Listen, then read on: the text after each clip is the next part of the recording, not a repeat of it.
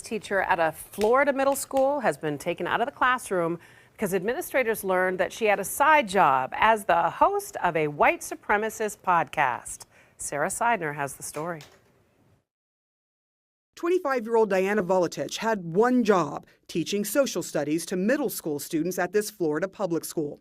On her off time, she had another passion, sharing white supremacist ideals and anti-Semitic conspiracy theories on a public social media website, including her own podcast under the Russian pseudonym Tiana Dolokhov. So many other researchers have already looked into this, and that's just the way it is. There are races that have higher IQs than others. She also shared her views on Twitter under the same pseudonym, saying things like, "It isn't supremacist or hateful to prefer your own people over others," and, "You know, America's education system is designed to enable victimization when teachers are forced to learn about institutional racism and prove it's real when it isn't." After the myriad of tweets and comments were first reported by the Huffington Post, the publication shared what they found with the Citrus County School District. The district has removed Volitich from the classroom pending an investigation. In a statement through an attorney, Volitich denies being racist or anti-Semitic, saying her comments online were all political satire and an attempt to get more followers. None of the statements released about my being a white nationalist or white supremacist have any truth to them, nor are my political beliefs injected into my teaching of social studies curriculum. But she did admit at least one parent complained about her political bias in class. I've had a couple instances where, parents were concerned. I had one at the beginning of this year who emailed the principal over my head and basically, told her, "I'm worried that your teacher is she's injecting political bias into her teaching." And the principal came to me and she was like, "I'm not worried. Should I be worried?" And I'm like, "No." And she believed me and she backed off. Another parent, Meredith Blakely, says her daughter attended Miss Volitich's class. On a personal level, I'm outraged that people in 2018 still think this way. Blakely's daughter told her she remembered a comment by Volitich that made a mixed-race child in class uncomfortable. She believes she heard a comment from the teacher where she was saying that during segregation they had separate water fountains, and the teacher somewhat alluded to that in the teacher's opinion, it would be okay if that was the way that it was today. I just think that's wild. I'm not going to say no. Deep down in my heart, I'm ethnocentric, which means I think my race is the superior one. Oh, No, let me finish. So white is better than all. No, let me finish. Go ahead. Hey. I think everybody thinks that. They're just not honest about it. Hey, I'm not racist though. I like all types of kinds. Did I say I don't like people? People only think that. So you said you are what? You are racist? Saying you're like. I think everybody's a racist at that level. No, you said you are racist. I did. Yeah, I'm trying to be honest. No, I'm not saying it again. I said it enough. So you're racist. I think I'm starting to tell you something. Put your phone up. I'm putting your phone up. Racist for a while, but like I'm putting your phone up. I don't got no more respect for you. Put it up. Yeah, sir. I don't think I got respect for him no more, bro. You should have more respect for him, honestly. No, not at all. I divorced my husband. Why did I divorce my husband? I divorced my husband because I was making a certain amount of money. I divorced my husband because I thought I didn't need him anymore. I divorced my husband because I had this senior position at work and thought I held the same position at home. I divorced my husband because I thought I was better than him because I had my degree now. I divorced my husband because I thought a successful marriage meant I was here and he was down here. That is not success. That's fucking sickness. I found myself divorced and out there looking for love in all the wrong places, fucking this one and that one and that one and that one and this one and that one, and my body count going up and my value going down. I'm just gonna call it like a TI is. Okay. I got 7 kids and 7 baby mamas. Now, for the past few days, I've been going live, telling my story, speaking my truth. And a lot of women having an issue calling me a deadbeat because I tell them I was being irresponsible, not wearing protection. But I always tell these women that I got pregnant that I do not want to be a father to these children. And I offer to pay for the abortion. Majority of times, they'll either take the abortion or they'll take a plan B. But only these 7 have kept these children. But the crazy thing about it is they want me to be responsible for some children I told them I did not want. So for some years now, some of them been trying to get in contact with me, access denied, because I don't really know why you trying to get in contact with me. I done told you I did not want them kids. So don't expect me to be responsible financially, emotional, spiritually, mentally, or physically with some kids I do not want.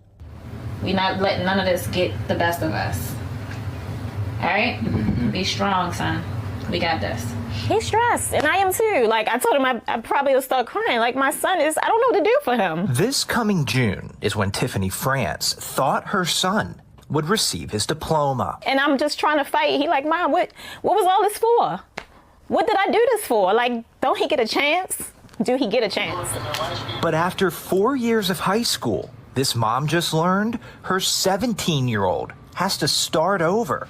He's been moved back to 9th grade. Why would he do 3 more years in school? He didn't fail. The school failed him. The school failed at their job. They failed. They failed. That's the problem here. They failed. They failed. He didn't deserve that.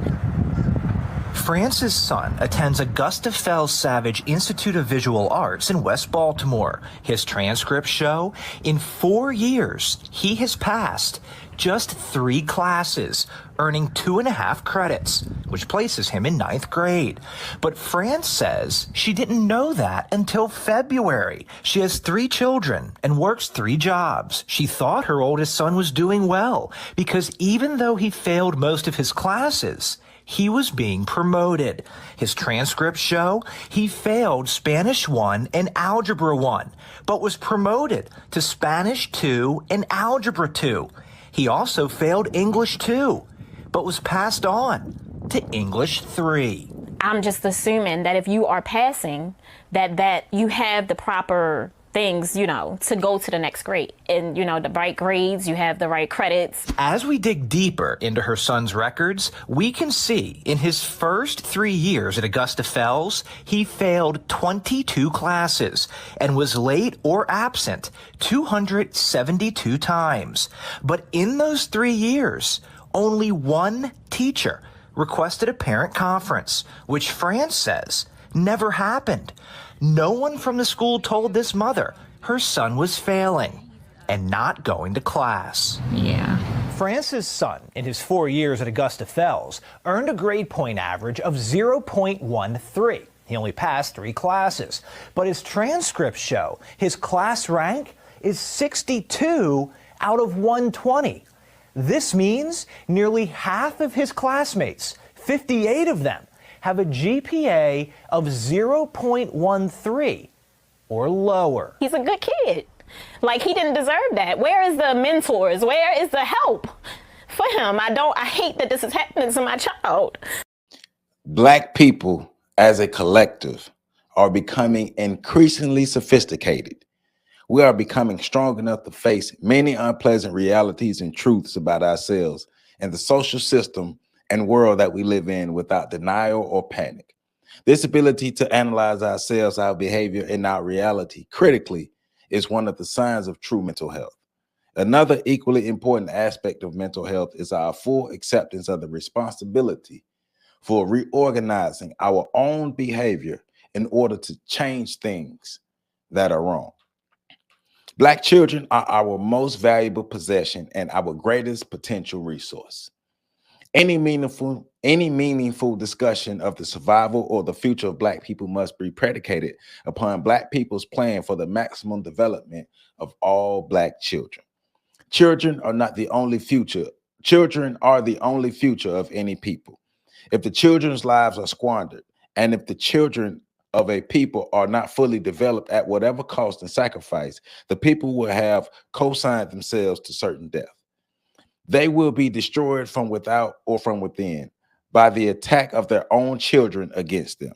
And they may be destroyed by both. Black people now are being attacked in the streets from within by our own youths, as well as being attacked from without by our collective oppressor. This reality reveals the central question of this essay. which Black people must answer. Will Black children in the U.S. ever develop to their maximum genetic potential? If so, who will assume ultimate responsibility for bringing about that maximum development? Black people themselves or white people? If Black children are not to be maximally developed, what do Black people really think is going to happen to this large Black underdeveloped mass of human beings? And 4, are white people in any way looking to Black people for the maximum development of white children? Happy Monday. Welcome back to the On the Shoulders of Giants YouTube channel. I am Joseph Ward. And as you know, as of right now on Mondays, we are reviewing the ISIS Papers by Dr. Francis Cress Weling, the ISIS Papers, the Keys to Colors. This week, we are reviewing chapters 20, 21, and 22. Chapter 20 is Black Children and the Process of Inferiorization. You see, I started the video off with showing racist teachers. Then I showed what contributed to the breakdown of the Black family. And then I showed a result of the breakdown of the Black family. So you had 2 white teachers who have racist ideologies who were actively teaching Black children. Then you had 2 people who were adults, potentially parents, and one lady talking about how she left her husband because she got a corporate job. She thought she was better. And you saw the guy, he gonna make kids, but he not gonna raise them. The result is you have a child who's failing school, a child who's failed to be maximally developed. That's what we're talking about today. One of the things we're talking about today, the maximum development of Black children. How are Black children developed to their maximum potential? What things stand in the way of Black children being developed to their maximum potential? Well, one of the things that help children to be developed to their maximum potential is the parents or the adults that are around them, the adults that produce them and the adults that raise them. There's a difference between having children and raising children. We should be raising Black children with the idea to become the greatest versions of themselves to their maximum potential, and we should raise them to learn how to overcome and get from under the thumb of white supremacy. Solving the problem of white supremacy for ourselves. It's not our job to end racism, but it is our job to solve the problem of racism for ourselves. That should be one of the main things that our children are taught. Our children should be developed to become self-sufficient, should be developed to make sure that we're overcoming white supremacy. But hey, that's what we're here for, to talk about this. www.ontheshoulders1.com is the website. Remember to like, comment, subscribe this video, share this video. But let's get into it though. Once again, this is chapter 20, and I'm starting off on the first page of chapter 20 in the first paragraph. I read the first 2 paragraphs of chapter 20. And so she's talking about Black children, making sure Black children are reaching their fullest potential. Now, one of the things that can help Black children reach their full potential is the environment that they are socialized in. And what I really like about these 3 chapters and how these 3 chapters flow together is, because chapter 20 is Black children in the process of inferiorization. Chapter 21 is racism and Black child youth inferiorization. And chapter 22 is Black child parents, the new factor in Black genocide, right? So let's talk about environments, the socialization and the environments that the children that they exist in. Now listen to this. True power is the key factor in the determination of identity, which is the individual's relationship to actual power. In an oppressive social system, one's identity is either that of the oppressor or that of the oppressed. So how are Black children being socialized today in 2023? Hell, for the in the 2000s, let's just go back to 2000 to now. For the last 23 years, how have Black children been socialized? Well, let's look at the results. How are our Black children faring? Well, we're still at the bottom of all of these categories. Our families are broken up. Children are continuing to have children. The disparities are still there. Teen pregnancy rates did drop, but we still have the highest teen pregnancy rates, right? the environments that our children grow up in, for one thing that I don't like about the environments that our children grow up in is our children learn from an early age that the ills of life are celebrated. The things that don't really help us progress to self-sufficiency or help us progress to ridding ourselves of white supremacy, the things who actually prop up the system of white supremacy are celebrated. One, because we took on the mindset of the oppressor.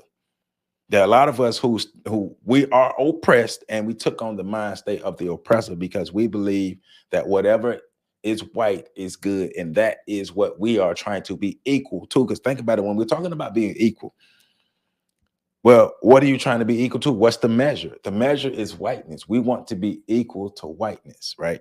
Because, and remember, the basis of everything that white people are doing is to ensure genetic survival. So that's why she asked the question, is it white people's job to really socialize Black children to be successful, to be productive? No, it's not white people's job. You see that white people are willing to put Black children in any kind of environments and make excuses for it. You see the second, or the white lady, the first teacher, she was talking about how even though they found her racist podcast in the beginning, the principal and everybody was willing to make excuses for it, make concessions for it. We continue to put our children in environments that are not good environments, not healthy environments for them. But one of the reasons why we continue to put the children in those environments, because we have not created the environments, enough of the environments for ourselves, and the immediate environment that the child comes from can't teach or raise that child up in that environment because the parents may not have what they need. The parent may be inadequate. The parent may be a child. Both parents may be working. There's something that's going on that the child cannot be raised in their immediate environment. They have to be sent into and have to be put into the school system, mostly because parents have to work. A lot of times, especially for us, single parents have to work. That's why we need more two-parent families. We need more marriages, more two-parent households, so we can start to raise our kids in our own environments. The socialization of a child matters. How a child is brought up matters. How a child is brought up, that matters. How a child sees themselves matter. How a child think about themselves matter. The images the child is exposed to, that matters. When we are rearing children up in environments to make them think that whiteness is better and that Blackness is inferior, that does not help to ensure that the next generation can actually be able to overthrow, or not even overthrow, to rid themselves or create an environment where they're not dependent upon the system of white supremacy. Remember, that's the goal, to not be dependent upon the system of white supremacy in the future. Right now, we're 100% dependent. As a collective, we're 100% dependent upon the system of white supremacy. So what are we going to do to make sure that we start to remove ourselves from that? What are we teaching our children? Well, the truth is, the sad truth, we're teaching our children the exact opposite right now, right? So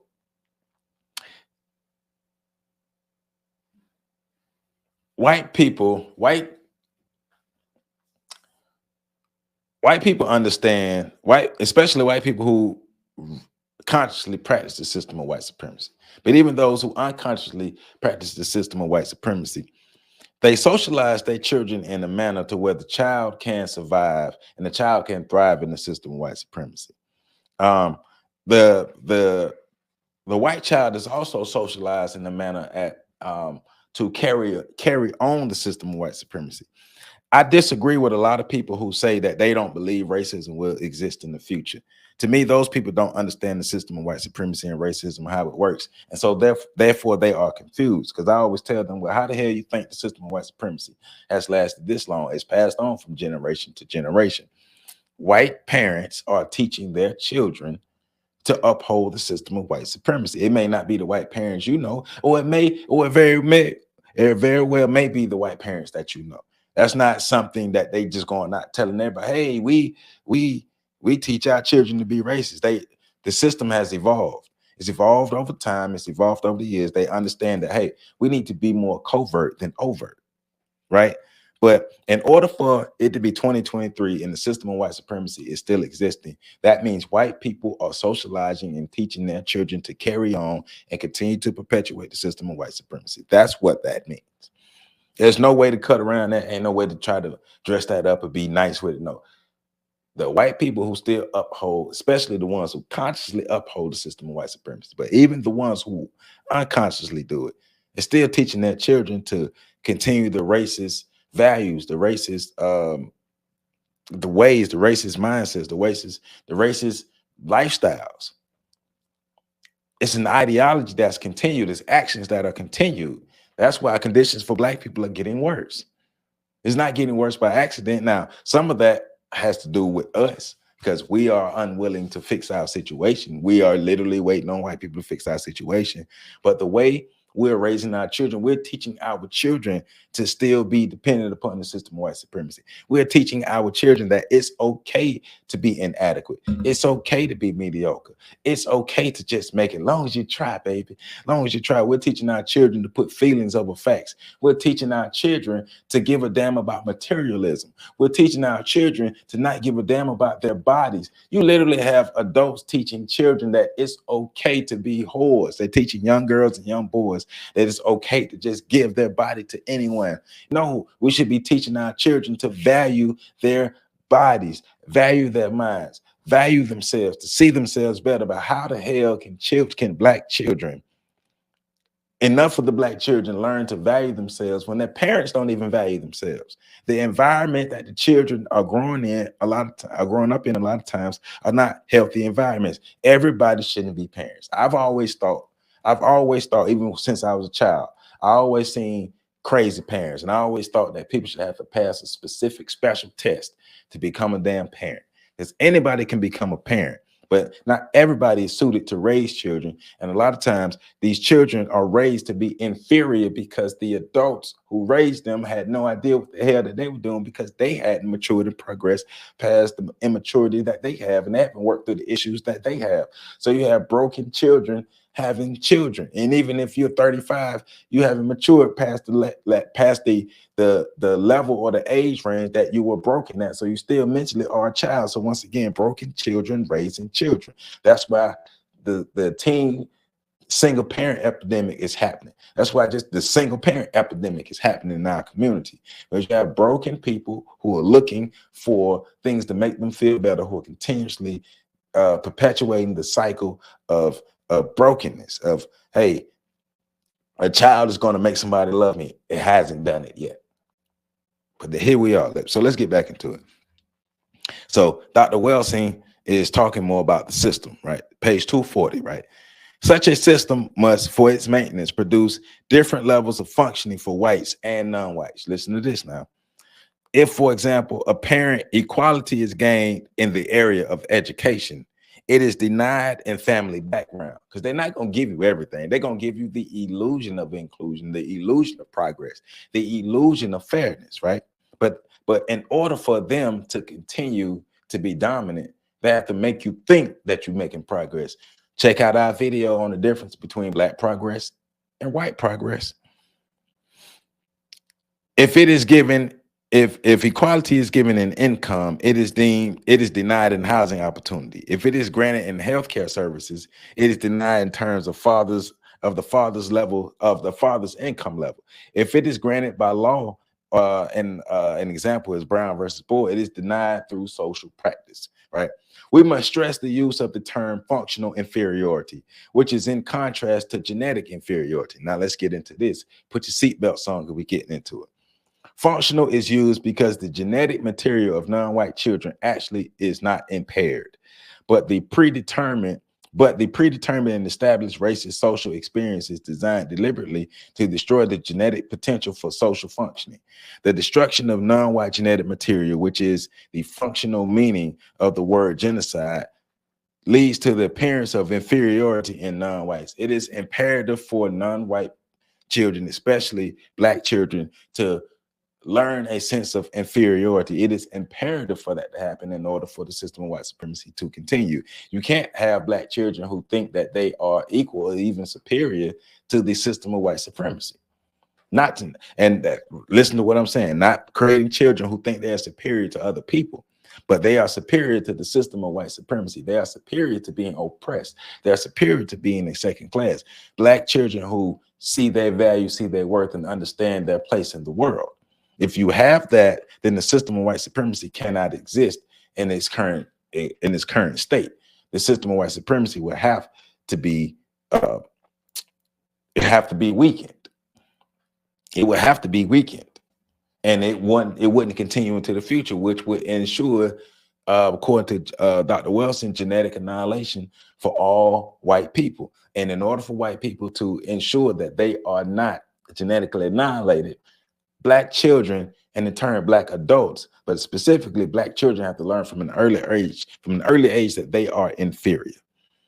To describe the social process by which Black genetic potential is destroyed, thus profoundly influencing the whole life experience of every Black child, the term inferiorization is used. Inferiorization is the conscious, deliberate, and systematic process used specifically by a white racist supremacist social system as conducted through all of its major and minor institutions, including the institution of the family, to mold specific people within the system, namely all peoples classified by the racist system as non-white, into functional inferiors, in spite of their true genetic potential for functioning.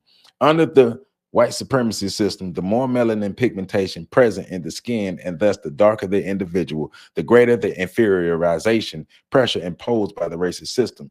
Thus, amongst all non-white people, Black people are the most victimized by this process. Particularly, darker Black people receive extreme victimization even amongst Black people themselves.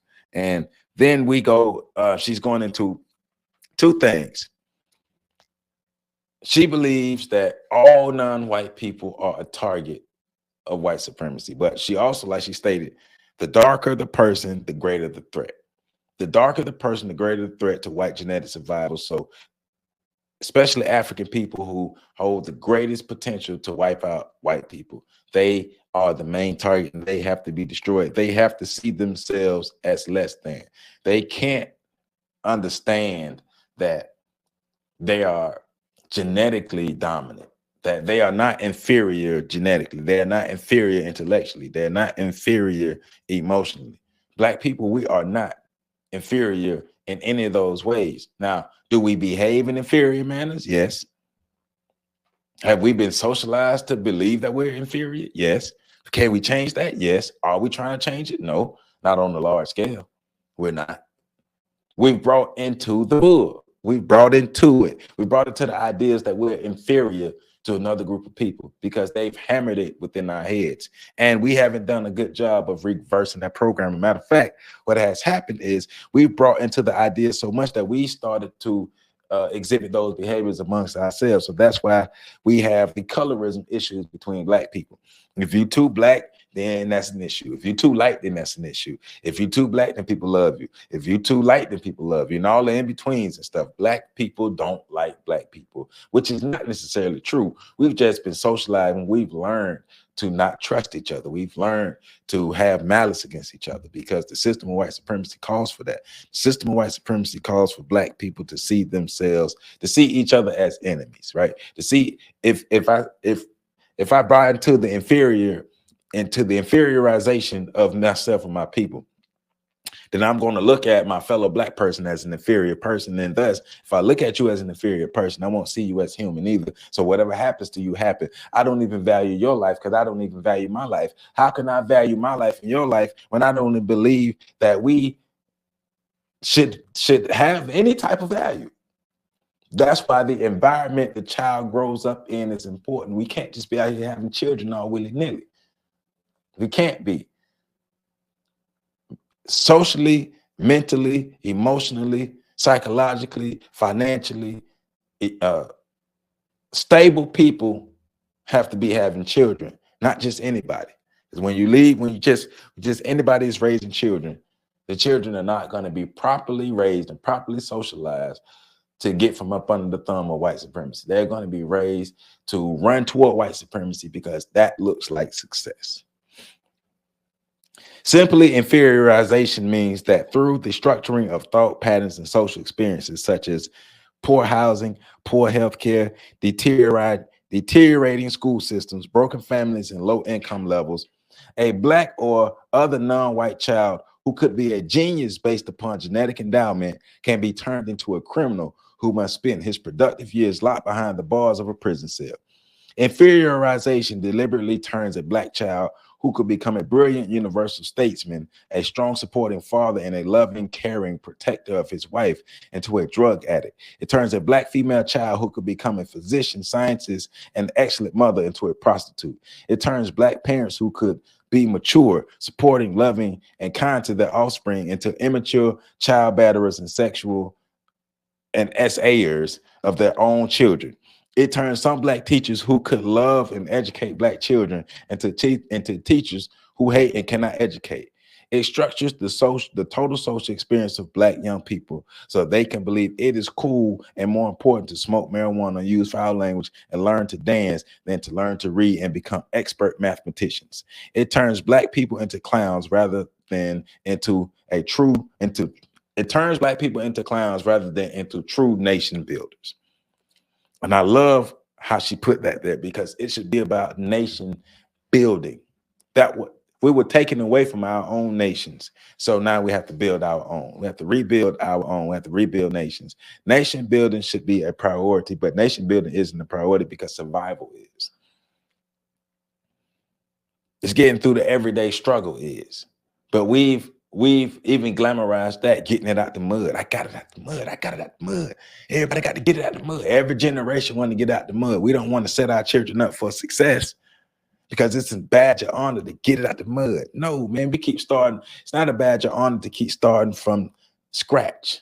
It's not a badge of honor to not have anything. It's not a badge of honor for us to look at each other as inferior. It's not a badge of honor for us to have to look at material things and things outside of ourselves to give ourselves value. We don't see the inherent value that we possess, period. That's a problem. The social process of destructive distortion is achieved through the imposition from birth to death of a stressful, negative, and non-supportive social environment experienced upon the people who are to be inferiorized. The negative and stressful social experience, which is structured to affect every aspect of life actively, leads to the development of a negative self-concept, a loss of self-respect, and the development of self and group destructive behavioral patterns, i.e. the way we live now. Murder rates are crazy. Drug rates are crazy. Homelessness rates are crazy. Incarceration rates are crazy. Teen pregnancy rates are crazy. Single family rates are crazy. Divorce rates are crazy. We've been socialized to be the worst versions of ourselves. We've been socialized to destroy ourselves. And that is literally how we're existing. And the whole time we're glamorizing and praising it. We're actively cheering from the sidelines for us adults and the children to destroy ourselves, because those are the aspects of our culture that we uphold. When parents, teachers, and other adults practice these behaviors towards one another, they teach children how to practice them also. So we taught our children how to hate themselves. That's what we did. We taught our children to hate themselves, wrapped in the illusion of self-love, of self-care, of empowerment, of leveling up. No, we haven't. No, these things are not allowing us to literally level up to practically and level up in a real world. This is not tangible. The level up is not tangible. We got to stop taking moral victories and all these things here. We got to stop worrying about, well, we don't want to offend nobody. We don't want to do, no. We need the truth. The truth is we're hurting ourselves. We're hurting ourselves with the way we live, being over-sexualized, overeating, overindulging in all of the ills of the life, overindulging in drugs. We have rappers. We have a generation of older rappers who have a nerve to be mad at the young rappers because the young rappers use drugs and rap about using drugs, but the old rappers for decades rapped about selling drugs. Well, what the hell you thought was going to happen? You taught them that. That's the socialization. You taught them that drugs were okay. You didn't think that they would go from selling them to using them. You taught them that drugs were okay.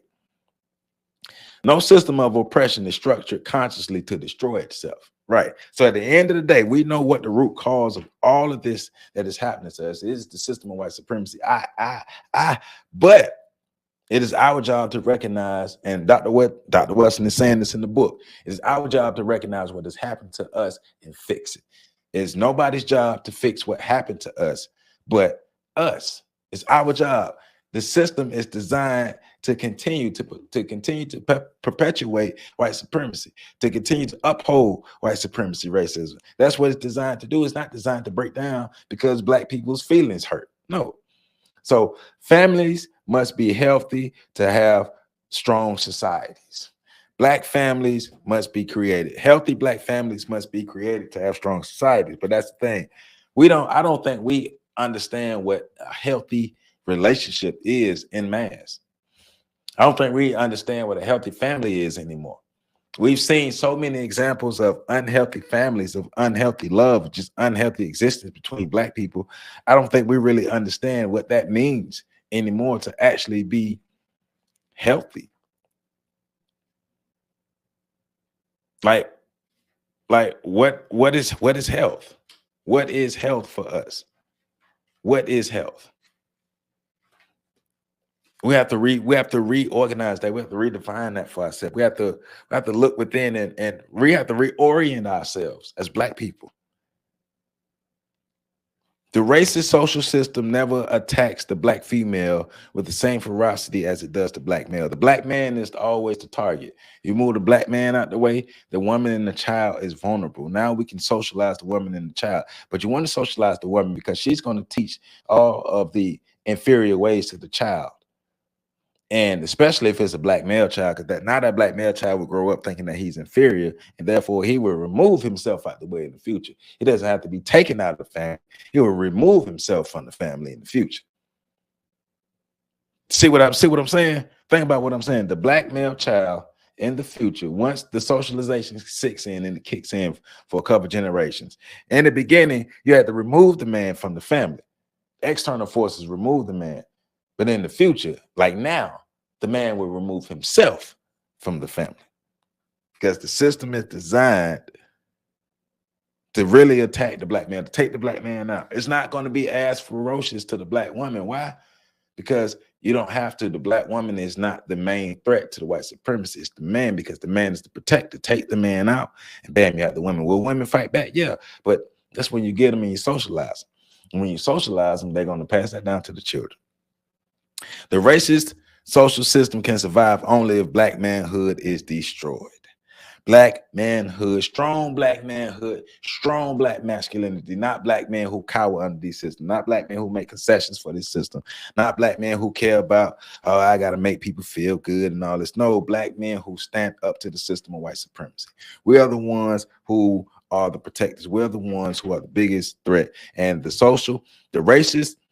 racist social system cannot survive only if Black manhood is destroyed. Black manhood has to be destroyed. Hell, Black manhood is almost but destroyed. That's why we got to fight back. That's why we have to reorient ourselves. We have to be real. We have to take a true assessment to what's going on and then reorient ourselves and fix what's going on. As a collective, Black males must realize that they have been fooled into believing that white females are the most loving allies.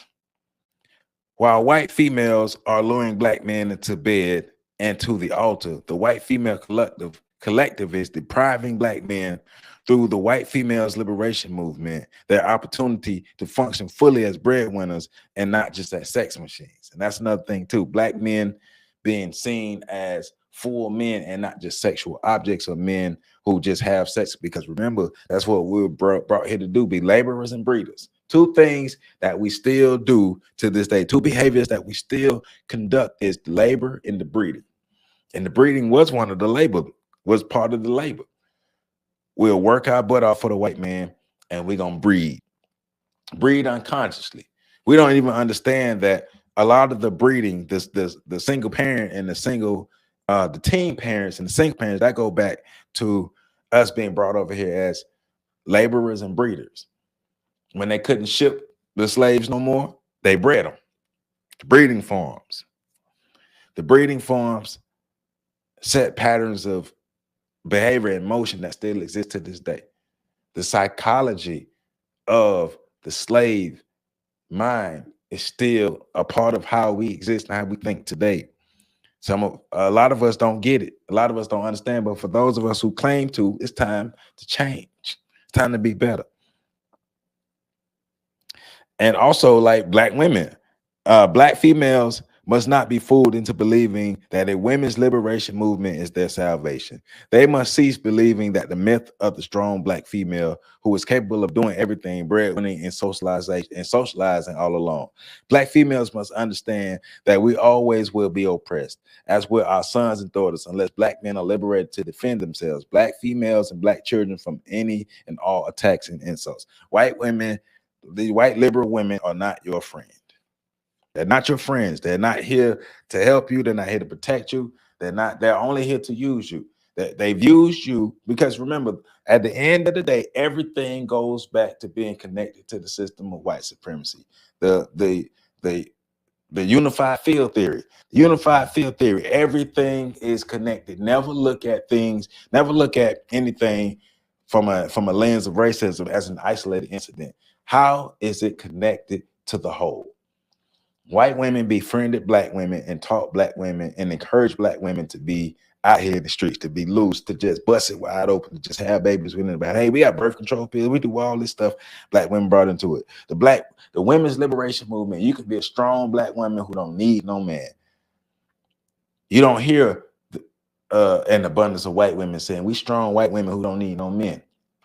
They not. Even if they do say that in public, they're going back to their husbands in private. But black women are saying we're strong, independent women who don't need no man in public. And then in private, they still strong, independent black women who don't have no men. Racism is a team sport. We need each other. We got to fight together. So, additionally, well, let me read this part. Each neighborhood should, and she's talking about things that people should do, that adults should do to encourage children to have better behavior, to encourage children to gravitate toward things that are productive for our society, towards nation building. Everything that we do should be spurring our children towards nation building. So she says each neighborhood should give annual awards for the children in each age group based upon public performance in reading and math achievement. This would indicate to black children that knowledge and information are the important basis of power along with self-respect. Additionally, by age 6, black children must learn that black people as a nation do not look highly upon young people fathering and mothering black children before they achieve emotional maturity and are capable of completely caring for the new black life. Making a baby should no longer remain the criteria of black manhood or black womanhood. Black manhood or black womanhood should be determined solely on the basis of one's ability to be self-supporting and to function effectively under the pressures of white supremacy. If you can't be self-supporting and you can't function efficiently under the system of white supremacy, you are not successful. It's not being accepted by white people. It's being able to function properly, especially toward not just the idea, but toward the action of nation building. All right. So let's move into chapter 21, racism and black child and youth inferiorization, right? Chapter 21, page 251. As we approach the 21st century, it is essential that black physicians, scientists, researchers, clinicians, pediatricians, and child psychiatrists understand exactly what is happening to the behavioral, emotional, and psychological and physical health of black people, specifically black infants, children, and youth. We must know precisely where we are going and what we must do. Now, more than ever before, we need deeply a systematic understanding to our work in helping to solve the multitude of health problems, physical, emotional, and behavioral, impacting black infants, children, youth, and parents, and thereby families. By developing such a systematic approach in our perception of the seemingly myriad problems, it is possible to focus more effectively on what must be done to move towards problem solution. What must be done by ourselves as members of the healing profession, and what must be done by black people to establish a level of health and total functioning for the black collective that is second to none on this planet. All right. What are we going to do? What are we going to do to move toward problem solution? So racism and Black child and youth inferiorization. So there are seemingly non-negotiable levels of infant mortality and morbidity. There are Black infants being born with AIDS to parents who are drug addicted and have AIDS. There are massive numbers of Black infants being born to children, teenagers, and preteens who never will be able to parent them effectively. All right.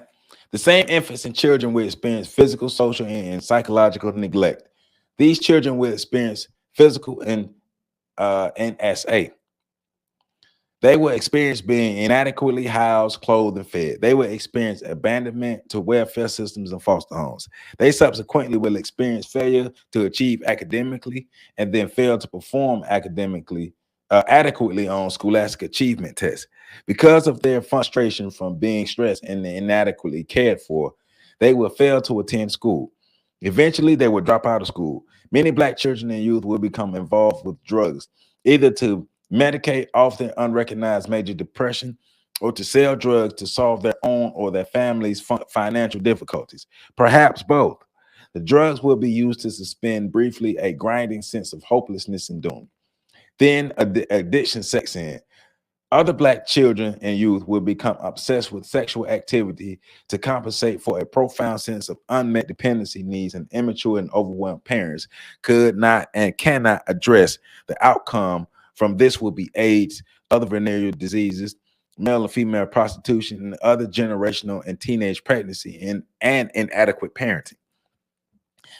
The destroyed sense of self, the negative self-image and self-concept that derive from these overwhelming and stressful circumstances leads these children and youth who have been babysat by the television set to conclude that it is acceptable to use drugs and to sell drugs to one another.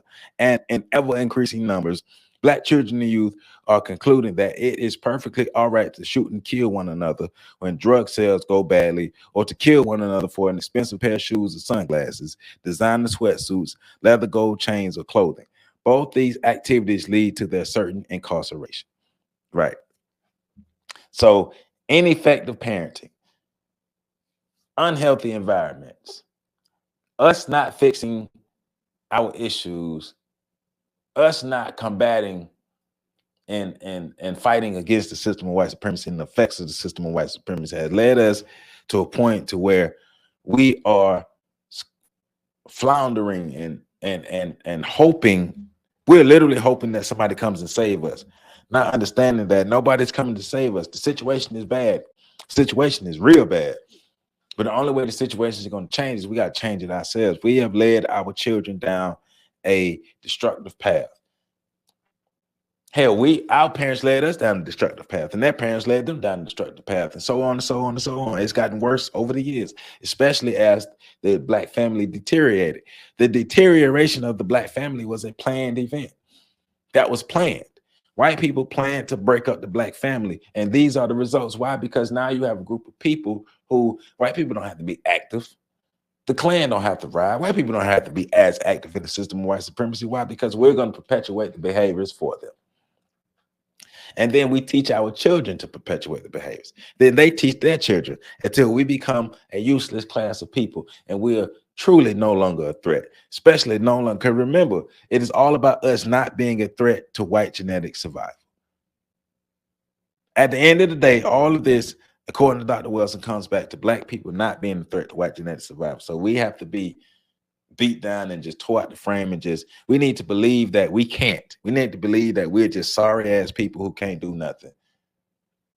And if we believe that and internalize that, we'll be less of a threat to white genetic survival. We'll be less of a threat to fight back towards anything that's a threat to us. Thus far, Black people have failed to decode fully the power system established to maintain white genetic survival. And to the same extent that we have failed to understand white genetic survival or white supremacy, we have failed to control the synapses that arise from this destructive power dynamic, which is positioned against the maximum development of Black genetic and constitutional potential. It is not about us becoming the greatest version of ourselves. It's about us being as bad as we can be, as worse as we can be, as low down as we can be, as disgusting, as deplorable as we can be. In the social power system established for white genetic survival, children classified as non-white, black, brown, red, and yellow are inferiorized systematically so they will become and remain dependent and susceptible to control throughout their lives. In the terminology of Eric H. Erickson, author of Childhood and Society, when the social environment supports the developing fetus, infant, child, and youth into adult existence, the child psychosocial development advances through the following 8 stages: basic trust, autonomy, initiative, industry, identity, intimacy, generosity, and finally integrity. However, each of these 8 stages has its counterpart in failure when society fails to support the child systematically. Instead of the social power system subject the infant, the child, and youth to an overwhelming degree of stress. Instead of basic trust, there is mistrust. Instead of autonomy, there's shame and doubt. Instead of initiative, there's guilt. The sense of I cannot versus I can. Instead of industry, there's inferiority or lethargy. Instead of identity, there's role confusion. Instead of intimacy, there's isolation. Instead of generosity, there's stagnation. I messing that word up. Generosity, there's stagnation. Instead of integrity, there's despair. So we will not look at ourselves or be able to even see the positivity in ourselves, or even gravitate toward anything positive, because negativity is all we've been taught. Negativity has been reinforced not just by our environment, but our parents as well. This is not the accidental development of an underclass. This is a planned inferiorization for the purpose of white genetic survival. Most important, clinicians caring for Black infants, children, youth, and their families must understand this destructive dynamic is historically and socially situated and is ongoing. It's, like I said earlier, it's for a reason. White people set this up for their own survival.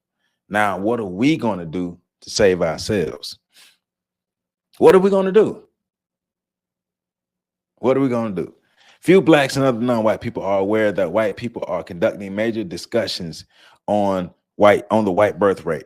Few Blacks or other non-white people are aware that white scholars and experts are discussing the projection that by the year 2073, whites will represent fewer than 3% of people on the planet. Few Blacks or other non-white people are aware that white experts are projecting that within 6 to 9 generations, non-white people will represent the majority of the people in the U.S. Few Blacks and other non-white people are aware that these white experts are concluding that they will be left in a state of peril if these acts are ignored. Black people, we don't know. Most Black people don't know this because most Black people are stuck in survival mode, trying to make it from minute to minute, moment to moment, from day to day. We have no idea the grand scheme, but we also have no idea that is designed for us to exist like this, because we won't pay attention to the grander thing that's going on around us. We won't be able to protect ourselves from the external forces that's continued to come at us and keep us down, and keep us locked down. All right. So the war for white genetic survival is conducted simultaneously on 9 battlefronts. Economics, remember the 9 areas of human activity are economics, education, entertainment, labor, law, politics, religion, sex, military, sex, and war, or military. The war is conducted through all forms of behavior. Remember, all 9 areas, war is conducted through all 9 areas, and war isn't just physical. Remember that.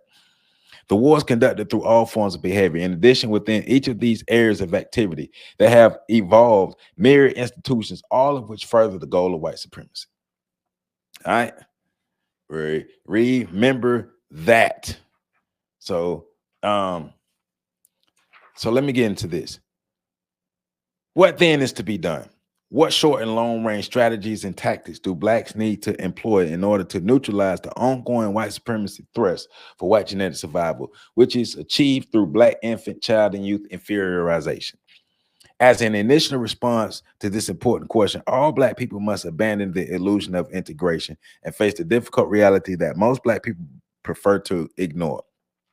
You do not win a chess game if you have no knowledge of the exact object and the rules of the game, right? Most Black people, we're talking about overthrowing the system of white supremacy, but we don't understand it.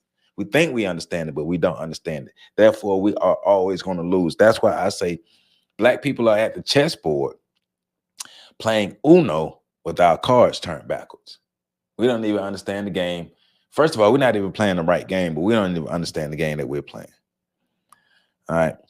It is imperative that all Black people understand that they are not in a benign environment of benevolence and support, and that the surrounding highly structured environment is deadly. A very specific warfare is being waged against Black people, other people classified as non-white in this social system. Further, all must understand that the specific war is racism for the purpose of white genetic survival by any and all necessary means, inclusive of chemical and biological warfare. Chemical warfare is designed of drugs such as crack, PCP, and all the other drugs that people take. Biological warfare entails the production of cultural and ethnic organisms on viruses such as AIDS and even the foods that we eat. And you can include environmental warfare and the deplorable conditions of the environments that we live in, and some of the environments that were created for us to live in like that. She says, so there are 14 points that Black people must recognize. So she says, additionally, Black people must recognize the following points. The war of white genetic survival achieves a major effect through inferiorization or failed psychosocial development, creating dependency, negative self-image, negative self-concept, and negative vulnerability. 2, the war of white genetic survival attacks the functioning of Blacks in general, but most specifically attacks the Black male, as it is the Black male who is most specifically threatens the white genetic survival at a level the Black female is unable to approach. 3, Blacks must learn to counter the thrust of white supremacy and Black inferiorization effectively. 4, Blacks must discuss openly those means by which Black male infants, children, and youth can be supported and developed maximally in order to counter the attack of white supremacy on Black male development and functioning. 5, Black male infants, children, and youth need their fathers constantly present to support the behavior and identity of Black male children.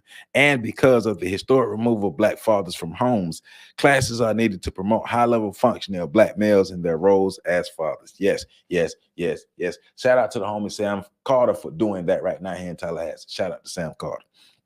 Number 6, and my brother, Sam Carter, my brother, have a program called 24/7 Dads, where they help dads become better fathers. Number 6, the white supremacy attack upon the Black male causes a collapse of Black family life and distortion in the role of the Black female. This is in turn causes a distortion and collapse of the support system of Black infants, children, and youth, thereby beginning the process of inferiorization. 7, Blacks must think about and openly discuss not how to beg white people to stop racism, because white people will have to continue their efforts for white genetic survival, but instead how Black people can organize their own behavior on an ongoing basis, specifically to neutralize white supremacy and its impact on the development of Black offspring. It's on us. It is on us. It is futile. Number 8, it is futile to beg white people to give grants and funds to foster the maximum development of Black people. To do so is to ask white people to commit white genetic genocide. Number 9, Blacks must be able to discuss openly the logical necessity for Black inferiorization and whites' struggles for white genetic survival. Number 10, the singing of "We Shall Overcome" will not combat white supremacy or Black inferiorization any more than singing any song will help to solve a problem in medicine or physics. Number 11, immature and overwhelmed fathers and mothers cannot promote psychosocial development and counter Black inferiorization in the next generation. 12, single female teenagers cannot promote psychosocial development in male or female offspring. And most certainly, they cannot develop male offspring. They only can prepare those male offspring to spend their lives in a penal institution while preparing their own daughters to become teenage mothers. 13, no Black female should become a mother before 30 years of age. No Black male should become a father before 35 years of age. I'm 39, I ain't got no kids. Each Black family should have no more than 2 children, no closer together than 3 years apart. And both Black males and females should at minimum complete high school and become fully self-sufficient before marriage and parenthood. These structures are specifically for the purpose of continuing the thrust of Black inferiorization and failed psychosocial development under the conditions of white supremacy. Number 14, maximum development of the collective Black genetic and constitutional potential will take place by the efforts of Black people alone through their knowledge, understanding, and behavior. I like it. I like 14 steps that we can take. And these 14 steps are designed to push us to nation building and being free of the system of white supremacy and doing our own thing and helping to improve ourselves and uplift ourselves rather than continue to perpetuate the system of white supremacy. She closes out the chapter 21 by saying on page 258, the last chapter, the last paragraph rather, it is my hope that eventually every black person in the healing profession will master an understanding of the ideologic chain that leads to black inferiorization. Furthermore, it clearly would be to the benefit of black people if black professionals and other efforts of healing pass on this knowledge to their black patients. Enabling the patients to neutralize the impact of white supremacy on their lives and achieve a development of their black genetic and constitutional potential is second to none. Now check this out. 25 years ago, you would not have heard such things said so freely because they were not embraced so widely. The strong family was still the backbone of black America, and 3 out of 4 children had both parents at home. That is true no longer. Most black children are now growing up without their fathers. The result is a world turned upside down as children copy what they see and repeat what they learn. LaDawn said she didn't have a father in her home and doesn't think her children need one. She's not unusual. Half the black families today are headed only by a woman. Clorinda said she could make it on her own as a single parent. She has never been married and is raising her daughter without a man's help. She's not unusual. Today, nearly 60% of all black children are born out of wedlock. Timothy said his children are not his responsibility. He has left them to be supported by their mothers and welfare. He's not unusual either. For LaDawn and Clorinda and Timothy, and many more like them in cities all over America, the traditional family no longer exists. It has vanished, and something new is taking its place. Single women and the children they're rearing alone are the fastest growing part of the black population. What becomes of the black family in a world where the values are being turned upside down? If the parent is 17 and 18, uneducated, unmotivated, fooling around, wandering around, what's the child going to learn? Who's to teach them? When you learn something, you was taught by your parents. It was reinforced by school and your neighbors, but it was taught by your parents. Hey you guys, welcome to my channel. It's Destiny and I am back with another video. As you guys can tell by the title, today I'm going to be telling you guys the story of how I got pregnant at 14 and how I found out I was pregnant at 14. So if you're already a subscriber, you're probably like, why are you remaking this video? Like, I'm pretty sure you did this story before. So basically, I did the story of how I found out I was pregnant at 14. I uploaded it on October 9th, 2020. It's October 1st, 2022. It's been almost 2 years, and in that video I didn't like give you guys the full story. Like, it was my first video. Like, it was so bad. Like, I was so awkward, uncomfortable with the camera. I was showing no emotion on that video. Like, I was straight faced the whole time. It was so bad. This ain't fake, because some people were talking about in that other video, this is fake, clearly ain't no way you can get pregnant at 14. My son is right there. It don't look like a baby, but that's a little 1-year-old right there. That's a little boy right there. He's almost 2, but yeah, there he is. That's my son. Yeah, it's not fake. I actually birthed the child. Okay. And if you guys are confused, I got pregnant at 14. I was 14 most of my pregnancy, and then I turned 15 when I was like 7 months, and then I had him at 15. So I got pregnant at 14, had my son at 15. Okay. Looks like Dr. Wilson was on to something, huh? Looked like Dr. Wilson was on to something. If you have the information, you can pretty much predict the behavior. That's all she's doing, is predicting future behavior based off the information and behavior patterns that she already has. Chapter 22, Black child parents. The new factor in black genocide. Black child parents, the new factor in black genocide. The levels of collective self-consciousness and self-concept and self-respect that the people carry can be determined accurately by the standard of care and development it demands for all its young, the future of the people. It is virtually impossible in the final chapter and the final quarter of the 20th century for 99.9% of black teenage male and female persons to raise children who will be emotionally strong, stable, and capable of functioning effectively under the stress of a racist society.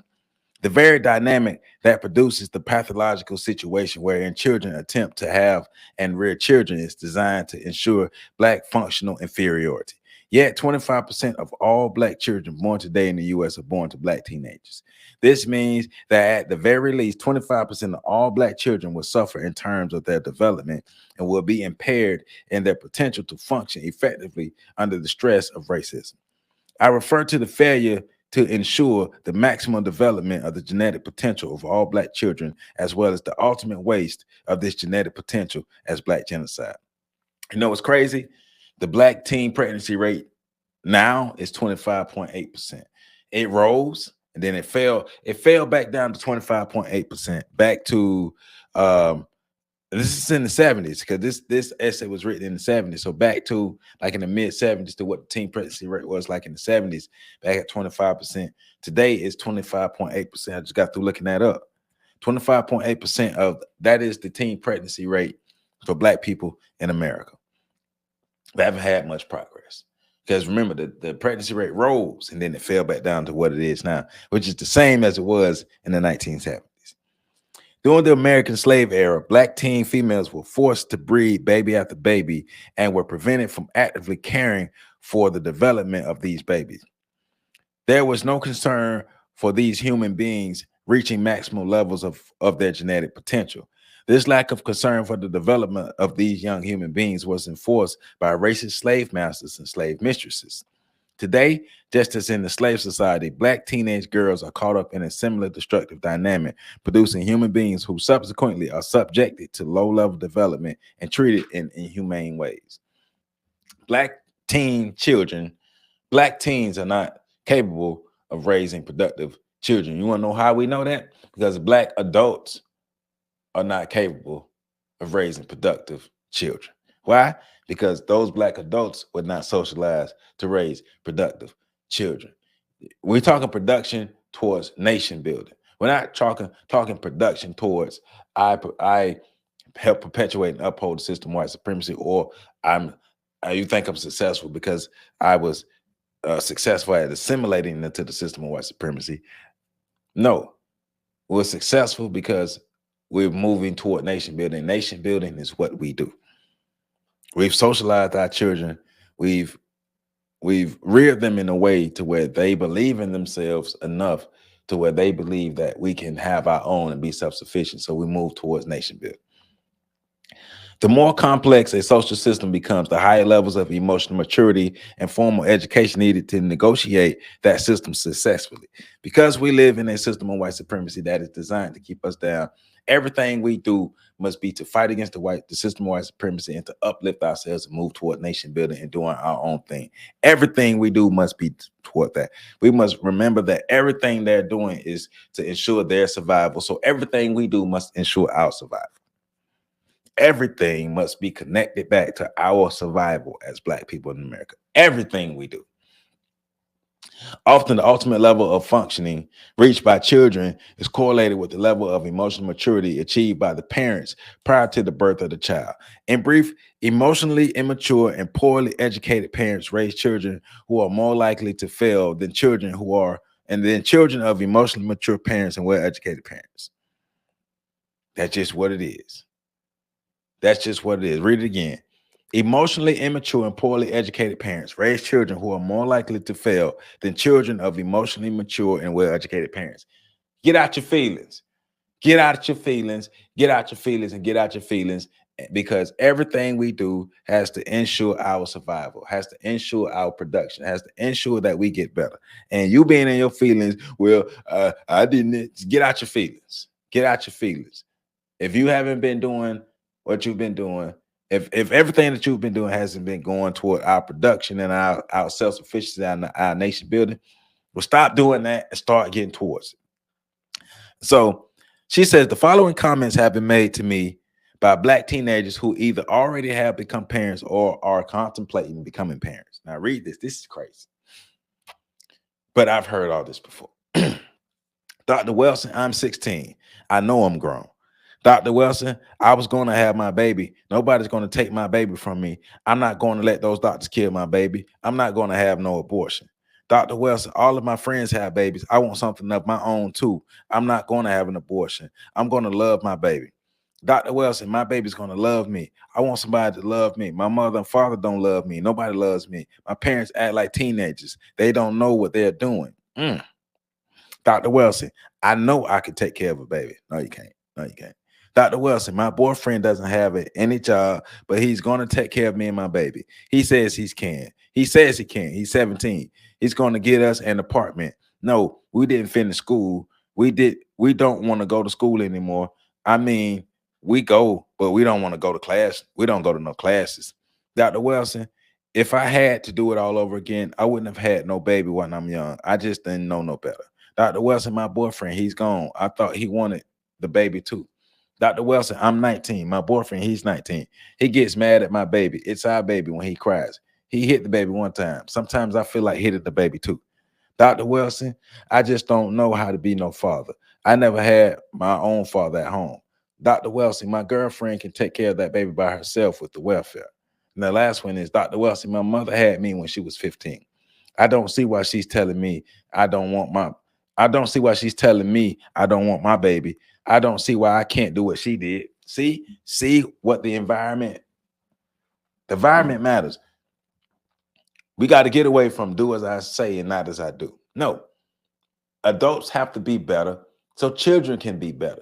We are the physical example for the children. If we are trash, the children going to be trash. If we have horrible behaviors, the children going to have horrible behaviors. Can Black children, teenagers be effective mothers and fathers to persons who must function in a highly complex technological society that is extremely racist and oppressive to Black and other non-white peoples? Another critical question that has not been answered is, why are so many teenage children engaging in this high-level degree of sexual activity and producing children from whom they are unable to provide sufficient care? Is there an underlying social dynamic that is forcing one's own children this pattern of destructive behavior that borders on homicide, most certainly emotional and psychological homicide? If so, what is it? What are the implications for future generations if this pattern of behavior continues? Are we prepared to reap the whirlwind? Are we? Are we prepared to reap the whirlwind that's going on with the children? Are we? We are failing our children. We have failed our children. We have failed our children. And in failing our children, we've created future generations of children whose behavior is worse than ours. Their behavior is worse than ours. Their conditions is worse than ours. The technology is getting better, but our children aren't getting smarter. They're not getting better. So soon, similarly, emotionally deprived male and female children will find one another. Having long ago discovered their genitals, they will begin to seek physical closeness with one another.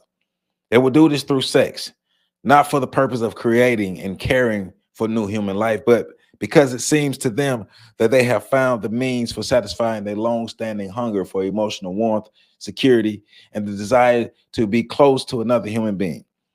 Mother could not give this sense of prolonged closeness, either because she was too immature or impatient or too busy working.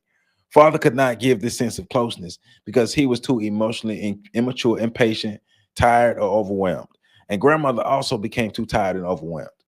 So unconsciously, the children seek to gratify this need for warmth through sexual contact with one another. But this does not work because they are emotionally starved children who lack the emotional development, stability, and maturity to remain stable, emotionally supporting partners for one another. Often, the resulting pattern is that the teenage male leaves the teenage female in search of another playmate. The girl has the baby, believing that the baby will be something of her own to hold on to be close to, or she believes that the baby will make the teenage male stay or return.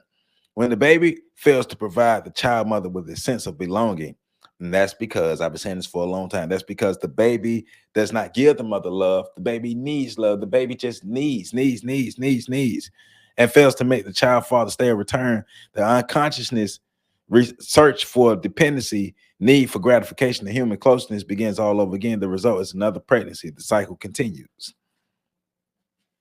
The cycle continues. The Black Child Collective must find ways to surround all Black children and young people with sufficient emotional support, warmth, encouragement, and constructive activity. When this is done, they will not have to abuse the act of self-reproduction. They will be mature to the point that they eventually will be able to dignify the birth of every Black child and lead those children toward full development. If Black people wait for grant funds to become available for this to be achieved, all will be lost. Nobody is coming to save us. White people won't save us. Black people, we're going to have to save ourselves. No other group of people is coming to save us. If not, this will continue to be our future. If the parent is 17 and 18, uneducated, unmotivated, fooling around, wandering around, what's the child going to learn? Who's to teach them? When you learn something, you was taught by your parents. It was reinforced by school and your neighbors, but it was taught by your parents. Hey guys, welcome to my channel. It's Destiny and I am back with another video. As you guys can tell by the title, today I'm going to be telling you guys the story of how I got pregnant at 14 and how I found out I was pregnant at 14. So if you're already a subscriber, you're probably like, why are you remaking this video? Like, I'm pretty sure you did this story before. So basically, I did the story of how I found out I was pregnant at 14. I uploaded it on October 9th, 2020. It's October 1st, 2022. It's been almost 2 years, and in that video I didn't give you guys the full story. It was my first video. It was so bad. I was so awkward, uncomfortable with the camera. I was showing no emotion on that video. I was straight faced the whole time. It was so bad. This ain't fake, because some people were talking about in that other video, this is fake, clearly ain't no way you can get pregnant at 14. My son is right there. It don't look like a baby, but that's a little 1-year-old right there. That's a little boy right there. He's almost 2, but yeah, there he is. That's my son. Yeah, it's not fake. I actually birthed the child. Okay. And if you guys are confused, I got pregnant at 14. I was 14 most of my pregnancy, and then I turned 15 when I was 7 months, and then I had him at 15. So I got pregnant at 14, had my son at 15. Okay, that's enough. This is the reality that we helped to create. This is the reality that we helped to create. So what are we going to do to fix our situation? Those of us who care and give a damn, what are we going to do to fix our situation? We can't do nothing about others, but those of us who care and give a damn, what are we going to do to fix our situation? Get your copy of the ISIS paper, the keys, the colors. It's a puzzle piece. It's a piece of the puzzle. Not saying she has all the answers, but she has some answers that we could use. How about we use them? So remember, today we covered chapters 20, 21, and 22. 21 was the Black children and the process of inferiorization. 21 was racism and Black child and youth inferiorization. 22 was Black child parents, the new factor in Black genocide. Next week will be our last video covering the ISIS papers, our last ISIS paper review. We're going to be covering chapters 23, 24, and 25. So make sure you go ahead and read chapters 23, 24, and 25 so you'll be ready for next week. Happy Monday, happy Monday, happy Monday. I hope y'all had a good Monday. Hope this starts off to a great week, but let's make sure that this is the beginning of us fixing our issues and no longer allowing our issues to persist, because you can see what happens. It goes from generation to generation to generation. And these are not generational curses. They're not generational curses. It's generational bullshit and things that we can fix. I'm Joseph Ward. This is On the Shoulders of Giants. Remember, you can support me on Patreon at patreon.com/OTSOG. Like this video, comment, share, hit that super like button, all that stuff. I love you all. Continue to support me, continue to support me, continue to support me, because we're going to keep getting better. We're going to keep getting better. We're going to keep going into the future. I love you all. I'll catch this next video.